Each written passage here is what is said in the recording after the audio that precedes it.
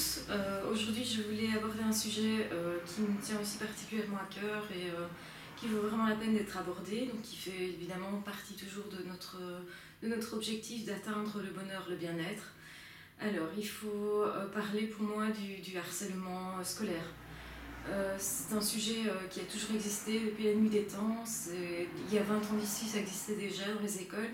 À ces différences près que maintenant, les réseaux sociaux ont quand même changé la donne. Donc les victimes, puisque ce sont des victimes, même si elles ne se reconnaissent pas comme telles, ou du moins elles ont du mal à l'admettre, sont des personnes qui vont continuer d'être harcelées aussi sur les réseaux sociaux, Facebook, Twitter, etc. Je pense que la difficulté de ça, c'est justement que l'adolescent aujourd'hui ne sait plus trop se couper du monde informatisé. Et donc, d'autant plus que cet adolescent actuellement est beaucoup plus dans les apparences.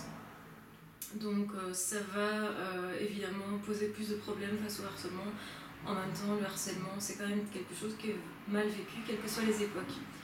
Donc, je pense que pour expliquer correctement le harcèlement, il faut comprendre comment il s'installe. Ça ne se fait pas comme ça. C'est souvent, ça vient de quelques personnes, d'une personne ou plusieurs personnes dans une classe, qui vont prendre pour cible généralement un élève. Ça peut être aussi plusieurs victimes, mais c'est déjà un peu plus rare. Souvent, ils s'attaquent surtout à une personne en particulier. Les raisons pour lesquelles ils choisissent cette personne-là n'est pas toujours bien précise. Donc la victime elle-même ne sait pas toujours pourquoi. Elle ne comprend pas pourquoi on s'attaque à elle. Mais ça peut aussi être pour des raisons précises. Donc j'avais une adolescente qui me disait par exemple, mais voilà, moi depuis que j'ai refusé de sortir avec un garçon de ma classe qui ne m'intéressait pas, donc autrement dit j'ai un peu refusé de m'intégrer dans un certain groupe de garçons qui étaient plus des meneurs dans la classe, et bien depuis ce moment-là, bien voilà, je suis critiquée en permanence, j'entends des insultes. Donc il faut bien comprendre que le harcèlement, c'est pas juste une petite critique anodine comme ça qui passe, voilà, qui arrive une fois et bon, on a joué, enfin je veux dire, on a passé une journée mauvaise, non, pas du tout. C'est un ensemble. Donc c'est-à-dire que c'est une personne qui va recevoir des insultes de façon quotidienne, tout le temps. Puis quand la journée d'école se termine, ça continue sur les réseaux sociaux, ça continue aussi sur les réseaux sociaux au niveau de la récré, donc parfois quand la personne n'est pas là aussi. Donc s'il s'absente justement, parce que ras-le-bol de ces insultes, de devoir supporter tout ça, besoin d'être tranquille, de reprendre son souffle, et bien c'est pas toujours possible justement parce que la personne sait que les critiques continuent, non seulement à l'école quand elle n'est pas là, mais aussi sur les réseaux sociaux. Donc là, ça peut se voir à n'importe quelle heure, n'importe quand. Et ça, c'est problématique parce que la personne n'a pas le temps de reprendre son souffle. Et ce qu'il faut à la victime, c'est quand même un minimum de recul sur la situation pour pouvoir un minimum se défendre. Parce que là est le problème. La victime, souvent, elle a tellement peur qu'elle ne se défend pas. Et ça donne encore plus de pouvoir au harceleur. Donc le harceleur, ça peut être une personne, généralement qui va s'entourer de toute une série de personnes qui va le soutenir dans son acte. Alors les personnes qui soutiennent, ça peut être passif ou actif, donc soit ce sont des moqueries qui vont faire vraiment à l'encontre de l'autre, donc là c'est vraiment actif, et il y en a d'autres qui sont plus ou moins passifs, qui ne font pas trop attention, mais qui rigolent quand même, donc qui soutiennent d'une certaine façon le harceleur. Donc c'est vraiment un phénomène de groupe, ça se passe dans une classe, dans une école, à la récré, mais ça se passe en groupe, parce que le harceleur, lui, déjà, il ne s'identifie pas tellement comme harceleur, généralement c'est plus un jeu, une façon de passer du temps, de se sentir supérieur. Ça peut être aussi une déviance, une personnalité qui est problématique dans une classe. De toute façon, c'est pas de la gentillesse, on est bien d'accord. Et ça peut aller très loin, donc ça peut durer des années. Donc ça aussi c'est typique du harcèlement, on parle vraiment de harcèlement quand ça dure pendant des années, que c'est donc des attaques qui sont comment dire,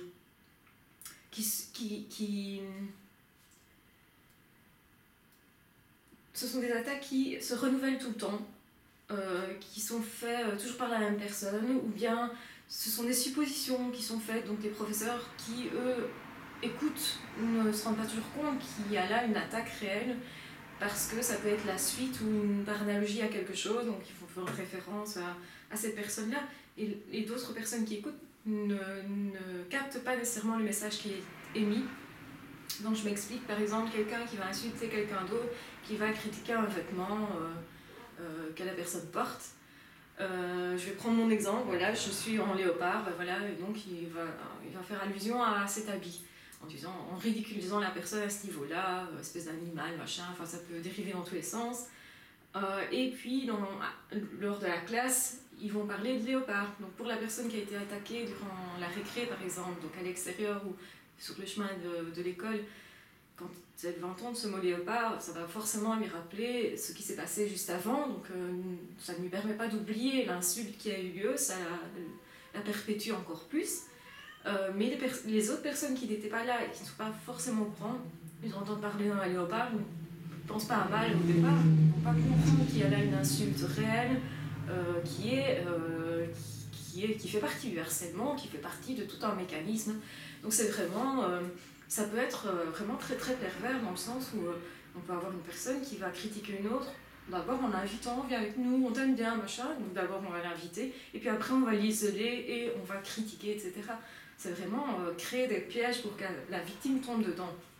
Et comme c'est tout le temps que ça se produit, si la personne qui est victime se sent dévalorisée, etc., parce que généralement c'est le cas à répétition, elle peut intégrer toutes ces valeurs-là en se disant, voilà, je ne suis pas quelqu'un de bien, effectivement, je ne sers à rien. Et de là va suivre une dépression qui va d'abord être souterraine, puis de plus en plus visible. Et puis au fur et à mesure, la personne peut se dire, mais puisque je n'ai pas de valeur, qu'est-ce que je fais sur cette terre? Eh bien non, finalement, je vais me suicider, parce que je ne sers à rien. Et donc, il y a beaucoup d'adolescents qui, à un moment donné, et ça peut être des jeunes adultes aussi, hein, c'est pas seulement des adolescents, c'est des enfants aussi, qui peuvent aller jusqu'au suicide parce qu'ils ne voient pas de solution, parce que pour eux, ils ont tellement intégré ces valeurs-là. Et il faut savoir que comme le harcèlement dure depuis longtemps, plusieurs années souvent, eh bien, la personne n'a pas pu se construire, surtout que quand on parle d'un enfant, d'un adolescent, ils n'ont pas généralement eu la possibilité de vraiment s'établir en tant que personnalité. Donc la personnalité n'est pas construite, donc la personnalité est fragile, autrement dit. Et si ces personnes-là n'ont pas été entourées d'un point de vue familial ou d'un point de vue, bonjour ma chérie, d'un point de vue scolaire, donc avec d'autres amis, d'autres groupes éventuels de copains, par exemple dans un club de sport, que sais-je, ou musical, ou voilà, donc qui n'a pas été reconnu comme ayant de la valeur, là ça pose problème. D'autant plus que les enfants peuvent plus facilement parler avec leurs parents, mais les adolescents, alors comme c'est une période de crise où justement l'adolescent essaye d'avoir ses propres valeurs, peut-être plus facilement se mettre en retrait par rapport aux parents, donc ne va plus essayer d'avoir une bonne relation avec les parents parce qu'ils sont en train de construire autre chose et parce que c'est propre à l'adolescence au fond. Eh bien le problème c'est que justement ils ne vont pas chercher une sécurité, un secours là où ils pourraient éventuellement recevoir, donc l'aide qu'ils pourraient recevoir ne peut parfois pas être apportée parce que ça reste caché. Et alors dans le harcèlement, ce qui est typique aussi, c'est ce qui fait parfois plus mal à la victime, c'est que la victime, donc d'une part, est critiquée par un groupe de personnes, et d'autre part, parfois, elle voit aussi que les autres ne réagissent pas face à ça.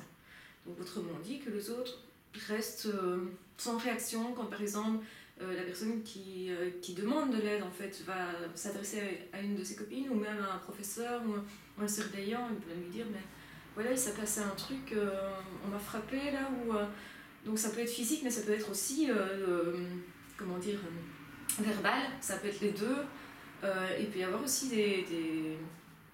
des actes ou en tout cas des comportements sexuels aussi, hein. Ça peut être physiquement dégrader la personne sexuellement, quoi. Au lieu de parler en tant que fille d'une personne, on va lui dire tu n'es qu'une femelle, ou des choses assez comment dire, à tendance sexuelle, quoi. Donc ça peut aller très loin dans l'estime et toucher vraiment tous les aspects de la personnalité de la victime. Et donc le problème c'est que parfois la victime elle n'est pas vue en tant que telle par les autres, donc elle va se confier, elle va essayer de trouver de l'aide et on va dénigrer ce qu'elle dit. Non, mais attends, tu imagines, ou c'est pas si grave. On va minimiser en fait ce que la personne vit, et le harceleur en tant que tel, lui aussi minimise, parce que parfois ils ne se rendent même pas compte de ce qu'ils font vraiment. En tout cas, ils ne se rendent pas compte de l'impact que ça a réellement. Ils peuvent se rendre compte que oui, effectivement, ils jouent un peu, ils s'amusent, pour eux c'est du jeu, mais comme ils ne ressentent pas la douleur de la personne dont ils se moquent, ou du moins ils s'en vantent plutôt, c'est plutôt une fierté ou une façon de se faire intégrer dans un groupe ou comment dire, de faire une sorte de parade comme ça pour prouver leur valeur. Malheureusement, cette forme de petit caïd comme ça ne se rend pas compte que derrière ça, il y a énormément de souffrance qui peut aller très loin et punissable aussi judiciairement. Hein. Donc, quand on en parle avec la personne qui est concernée, qui émet vraiment les jugements de valeur négatifs sur la victime, parfois il nie complètement, donc parce que pour cette personne-là, c'est pas si important, puis c'est peut-être pas lui, comme les autres vont dans son sens, parce qu'il a raison, il se pose pas trop de questions, il remet pas les choses en valeur, il se remet pas en question, donc ça reste parfois complètement, comment dire, pas inconscient, parce que c'est quand même conscient, mais ils se rendent pas compte quand même de l'impact que ça a. Donc ça, ce sont les adultes qui peuvent encadrer tout ça. Donc il y a certaines écoles qui essayent de faire des efforts à ce niveau-là, de créer des groupes de soutien, qui, avec un psychologue de l'école, vont essayer d'apporter du soutien à ce niveau-là pour détecter les enfants qui vivent ce genre de choses, de harcèlement, etc. Parce que c'est beaucoup plus courant qu'on ne le croit. C'est quand même, sur 10 enfants, il y en a un qui vit ça, quoi. Alors ça peut peut-être être qu'une année, qu'une demi-année, que c'était pas toute la période scolaire qui va être impactée. Mais ça n'empêche, c'est super, comment dire, douloureux. Et donc ça veut dire que nous, en tant que psy, quand on reçoit dans nos cabinets des gens qui viennent comme ça, avec des douleurs qu'ils ont vécues enfant, on voit que ça a impacté leur personnalité. Parfois, c'est des personnes qui vont continuer de se dire « Mais non, au fond, je suis nulle, moi, je suis pas toujours... » Et d'ailleurs, c'est bien ce que les autres disaient. Donc, par rapport à notre échec, ce sentiment d'échec déjà, de non-acceptation socialement durant l'enfance, durant la scolarité, va ressortir comme ça lors des entretiens en disant mais ce sentiment-là je le connais déjà, je le connais parce que j'ai vécu ça quand j'étais plus jeune, donc ça prouve qu'au fond je ne suis pas quelqu'un ni d'efficace, ni de bien, ni finalement qu'est-ce que je fais là, quelle est ma valeur, donc ça la question de la valeur reste parfois posée. Et dans la vie, c'est quand même difficile de créer une vie correcte, digne de ce nom, parce que la personne a vécu tout ça durant l'enfance. Donc ça a des impacts qui sont très très importants. Maintenant, encore des adultes vont dire mais j'ai vécu ça enfant, j'ai pas pu en parler. Ça se reproduit parfois aussi, donc il faut savoir qu'il y a des personnes qui vivent ça durant l'enfance. Puis à un moment donné, on peut éventuellement les changer d'école, ou les personnes qui le harcèlent changent d'école pour X raisons, les parents déplacent les enfants d'école. Ça peut parfois être complètement anodin, donc c'est-à-dire par exemple juste pour que l'enfant ait droit à une certaine option qu'il n'y a pas dans cette école-là, on le déplace et ça met fin au harcèlement tout simplement. Donc ça, c'est une bonne chose. Donc la victime commence à se relever, commence un peu à se reconstruire, éventuellement à se faire d'autres amis, etc. Et puis à un moment donné, éventuellement elle double, voilà. Et elle se retrouve dans une classe qui, à nouveau, n'accepte pas et à nouveau va recommencer ce harcèlement. Mais alors là, c'est d'autant plus tragique parce que la personne a déjà vécu ça une fois. Donc là, elle va se dire plus facilement c'est moi le problème, hein, c'est pas les autres là. Hein, parce qu'aussi, je peux pas croire que c'est les autres, c'est moi le problème. Et c'est souvent le problème qu'on a avec les victimes, c'est qu'elles se reconnaissent pas en tant que victimes. Et donc, il y a une dévalorisation qui est telle qu'elles pensent vraiment que le problème vient d'elles.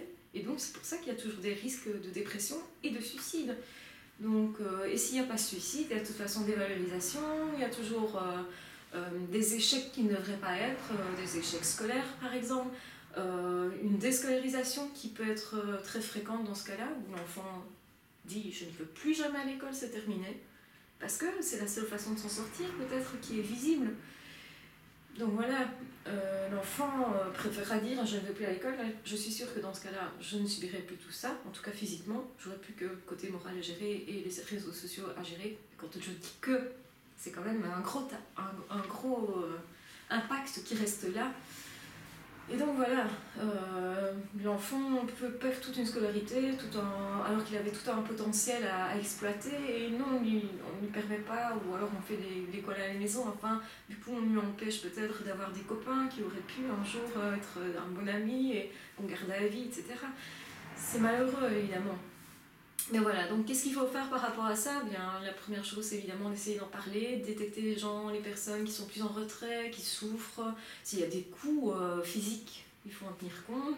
Heureusement, les médias justement gardent des traces sur les réseaux sociaux du harcèlement, des critiques, et tout ça aussi avec l'identité de la personne.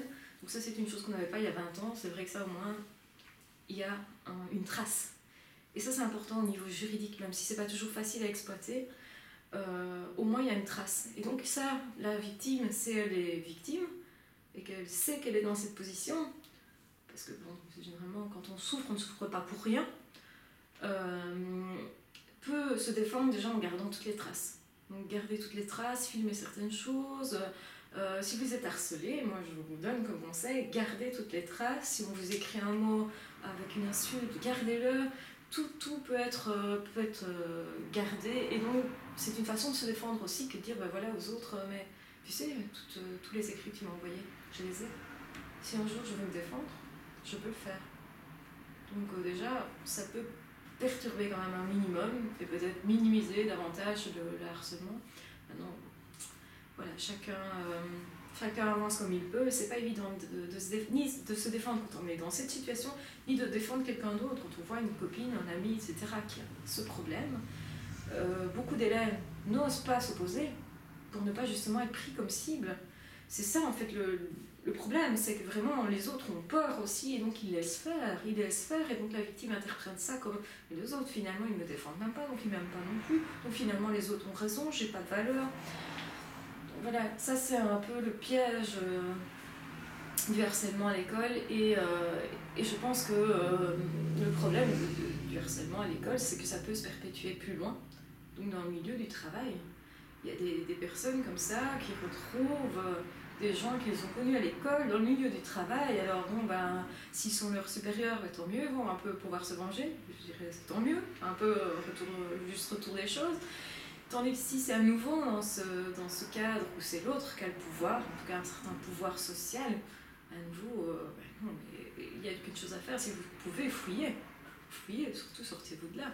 Ne restez pas avec des gens qui sont malsains, parce que dans le harcèlement, il y a aussi des gens qui sont ce qu'on appelle les pervers narcissiques. Donc évidemment, quand on en a en face de soi, si on sait couper les ponts, surtout couper les ponts. Et donc voilà, donc ça c'est une grosse problématique socialement. Et je pense que pour se défendre aussi, le mieux c'est de s'entourer de personnes qui croient en nous, qui pourront remédier à ça, qui pourront peut-être se moquer de l'autre pour lui montrer un peu ce que ça fait. Donc ça c'est une façon de se protéger aussi, que d'avoir un groupe autour de soi qui peut réagir, qui peut dire mais moi je suis pas d'accord avec ce que tu fais là. Et alors évidemment, idéalement, ce serait d'avoir une structure qui puisse responsabiliser les personnes qui font ces actes-là et dire vous voyez quand même ce que vous faites là, c'est grave quand même, attendez, vous voyez l'impact que ça a. Et le fait d'avoir des adultes qui leur disent mais attention, si ça recommence, moi je mets ceci ou ceci en place, ou j'exclus certaines élèves. Voilà, ça peut être aussi un moyen de mettre fin en tout cas au harcèlement. Non, c'est sûr que la personne qui a été harcelée et qui se retrouve en face de son harceleur, même s'il ne le harcèle plus, va mettre un certain temps à reprendre confiance un minimum en elle et aux autres aussi. Donc voilà, c'est quand même une grosse problématique. Donc je pense que c'est important d'en parler et voilà, surtout ne restez pas seul avec ça, que vous soyez parents, enfants, que ce soit votre soeur, votre mère, enfin bon voilà, toutes les personnes qui ont vécu ça doivent vraiment travailler dessus et ne pas laisser enterrer ça. Je vous souhaite sur ce une bonne journée et à très bientôt.